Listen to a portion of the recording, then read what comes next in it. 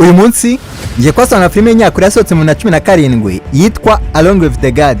Murakaza neza kuri Warusco Fact.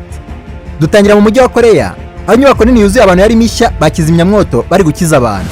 Muri ako kanya batwereka umugabo witwa Kim asimbuka inyubako n'umwana muto. Kuva amahirwe make umugozi uracika ikubita hasi maze Kim atangiye kubona ubuzima bwe bwose imbere ye. Bitunguranye batwereka Kim arokoka accident ntacyo abaye. Arangira arahaguruka asanganira umwana n'ababyeyi be, abaje niba umwana ameze neza baramwihorera. Kim utarosobanukiwe n'ibintu biri kumubaho yumva ijwi riri kumuhamagara ahindukiye.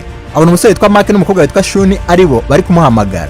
Kim yasaza basatira basaba gunga kugira ngo umuriro utabagwaho. Kim atarabagera abona umuntu basaba ari gukora ubutabazi bw'ibanze. Mark na Shuni barangira amubwira ko yapfuye ari umutagatifu ko baje kumufata kugira ngo ajye gucirwa urubanza. Kim yahise yanga kubyemera arangira ababwira ko atafata abonanye na mama we. Kim asubiye inyuma ngo abacika ahita afunguka uryango rinatangira kuzamuka. Abarinzi babonye ukuntu yakundaganye na birabatangaza barangira amubwira ko shefu wabo bategerereje ku rundi ruhande.